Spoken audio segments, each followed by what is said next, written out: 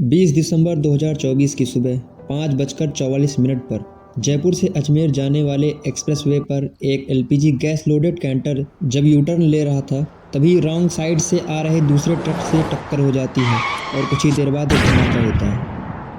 नमस्कार दोस्तों, मेरा नाम है शैलेंद्र सिंह। इस वीडियो में मैं आपका स्वागत करता हूं। साल 2018 में जयपुर में एक रिंग रोड बनाया गया, लेकिन अभी भी इसमें बहुत सारी दिक्कतें थीं क्योंकि दाईं ओर से आने वाली गाड़ी इस रिंग रोड पर नहीं आ सकती थी। इस रिंग रोड पर आने के लिए आगे से एक यू टर्न बनाया गया था, जो आज इस हादसे का कारण बना। सुबह के तकरीबन 5:40 पर एलपीजी गैस से भरा ट्रक, जिसे मथुरा के रहने वाले जयवीर चला रहे थे, जो कि एक्सप्रेसवे से होते हुए आ रही थी, इसमें करीब 18 टन एलपीजी गैस भरी हुई थी।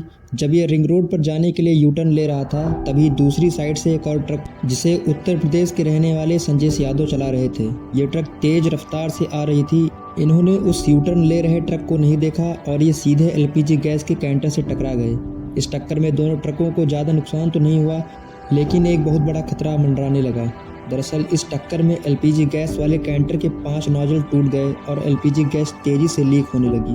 अब तक इस खतरे का पता किसी को नहीं था, बस एलपीजी गैस की महक आ रही थी। चारों तरफ कोहरे जैसा धुंध छाने लगा। एलपीजी गैस कैंटर के चालक जयवीर को पता चल गया था और ट्रक को छोड़कर भागने लगता है। वो जितना भी भाग सकता था, भागने के बाद उसने अपने मालिक के पास फोन लगाया। उसका मालिक दिल्ली में रहता है। वो बोलता है, साहब, अजमेर एक्सप्रेसवे पर एक भांग रोटा जगह लगती है, वहाँ से मैं यू टर्न ले रहा था। अचानक एक दूसरा ट्रक आकर टक्कर मार देता है और एलपीजी गैस के कैंटर का 5 नोजल टूट जाता है और लगभग 18 टन गैस एक साथ लीक हो जाती है।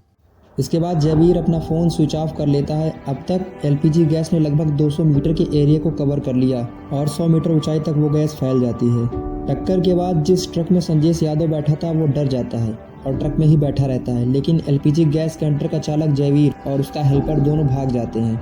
तभी एक तेज धमाका हुआ। आग कुछ इस प्रकार से फैल गई कि दोनों ट्रक के साथ कई गाड़ियों में आग लग गई। कुछ गाड़ियों का डोर तो पिघलकर लॉक हो गया, जिसके अंदर फंसे लोग उसी में झुलस गए। बाइक पर सवार एक व्यक्ति का हेलमेट इस तरह से जला कि उसका हेलमेट पिघलकर उसकी आंखों से चिपक गया। एक बस में इस तरह से आग लगी कि बस का डोर लॉक हो गया। कुछ लोगों ने दरवाजा खोलने की भी कोशिश की, पर वो नहीं खुला। जो लोग खिड़की तोड़कर अपनी जान बचा पाए, उनमें से एक ने रिपोर्टर से बताया, साथ में था और सडनली 5:30 बजे के बाद एकदम बस रुकी तो पास में से ब्लास्ट हुआ जोर से। जैसे ब्लास्ट हुआ देखा तो चारों तरफ आग ही आग थी। मानो कि हमारे बस के चारों तरफ क्या हो गई थी, आग आई थी। और जैसे ही कुछ टाइम नहीं मिला और आग भी हमारे बस के अंदर आ चुकी थी। हम जल्दी से उतर के बाहर निकलने की कोशिश करी थी, तो मेन गेट था वो लॉक हो गया था। तो हमने चारों तरफ देखा तो खिड़की थी, तो खिड़की खोल के और तोड़ के उसको बाहर निकल कूदे थे। हमारे साथ में कम से कम मेरा फ्रेंड और हम दोनों कूद गए थे और उसके पीछे पीछे कम से कम 7-8 लोग और कूदे थे और हम निकल के थोड़ा दूर चले गए थे, क्योंकि लगातार एक के बाद पल भर के अंदर आसपास के सभी पेड़ जलकर भस्म हो गए। आसमान में पंछी भी जलकर जमीन पर गिरने लगे। रिपोर्टर के अनुसार बताया जा रहा है कि 5 कार, 29 ट्रक, 3 मोटरसाइकिल, 2 बस और एक ऑटो जलकर पूरी तरह से खाक हो गया। अकरम नाम का एक व्यक्ति घटना स्थल से 600 मीटर तक अपने अधजले शरीर को लेकर पैदल चलता रहा और लोगों से मदद मांगता रहा, लेकिन उसकी मदद न करके लोग उसका वीडियो बना रहे थे। धनोट की रहने वाली विजिता, जो एग्जाम देकर जयपुर वापस लौट रही, वो अपने बड़ी बहन के साथ रहती थी। विजिता आगे चलकर अपने पिता के जैसे टीचर बनना चाहती थी।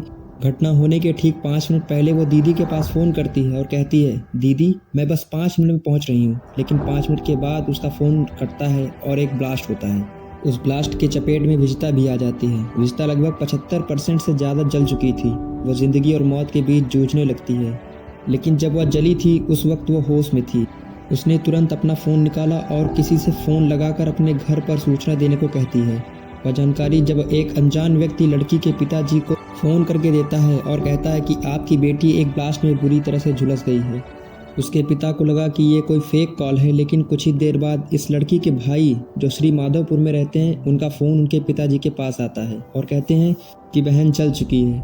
इसके बाद घर वाले तुरंत उस जगह पर जाते हैं जहाँ उपचार चल रहा था। ये एसएमएस मेडिकल कॉलेज था, जहाँ पर जले हुए लोगों का उपचार हो रहा था। वहाँ किसी से भी मिलने की इजाज़त नहीं थी, लेकिन घर वालों का रो रो कर बुरा हाल हुआ जा रहा था। ऐसी ही एक कहानी गजराज सिंह तंबर की है, जो एक पिकअप गाड़ी चलाते थे। उसकी गाड़ी भी इस जाम में फंस गई थी।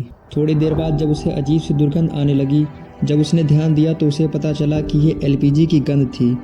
वो तुरंत अपनी गाड़ी से उतरा और ज़ोर ज़ोर से चिल्लाकर भागने लगा और कह रहा था, जितनी जल्दी हो सके यहाँ से दूर भाग जाओ, यहाँ से दूर हट जाओ। जब वो भाग रहा था उसके पीछे 10 से 15 आदमी और भाग रहे थे। लगभग 400 मीटर दूर जाने के बाद उसे दीवार दिखाई देती है और दीवार के सहारे वो बैठ जाता है। तब तक धमाका एक आग का रूप ले चुका था। गजराज सिंह तंवर की पैंट भी लगभग जल चुकी थी, लेकिन उसने अपनी जान बचा ली थी। उसके पीछे भागने वाले सब झुलस चुके थे। काश गजराज सिंह की तरह जयवीर ने भी सबको बता दिया होता। इस हादसे में तकरीबन 13 लोगों की मौत हो गई और 40 से ज़्यादा लोग घायल हो गए। जिस समय एलपीजी गैस कैंटर से दूसरा ट्रक टकराया उस समय ऑलमोस्ट सभी गाड़ियां रुक गई और स्टार्ट भी नहीं हो रही थी, क्योंकि एलपीजी गैस भारी होती है। इसके कारण ऑक्सीजन ऊपर चला गया और गैस नीचे बैठ जाती है। ऐसे में चल रही सड़क पर सभी गाड़ियों के इंजन में ऑक्सीजन सप्लाई रुक गया। जब कभी हम गाड़ियों को स्टार्ट करते हैं तो इंजन में एक स्पार्क होता है। यही स्पार्क आग लगाने के लिए काफ़ी था।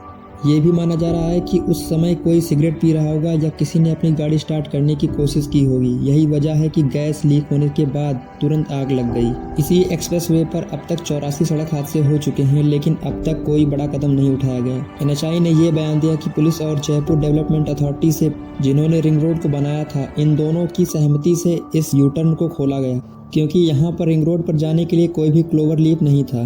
दरअसल क्लोवर लीफ एक ऐसा मॉडल है जिसमें एक साइड की गाड़ियों को दूसरे साइड के रोड पर जाने की जरूरत नहीं पड़ती। सवाल ये है कि आखिर रोड निर्माण के इतने साल बाद भी कोई क्लोवर लीफ क्यों नहीं बना, क्यों यूटर्न को खोला गया, पता नहीं। इस सवाल का जवाब कोई देगा भी या नहीं। फिलहाल इस वीडियो में इतना ही। मिलते हैं अगले वीडियो में, तब तक के लिए जय हिंद जय भारत।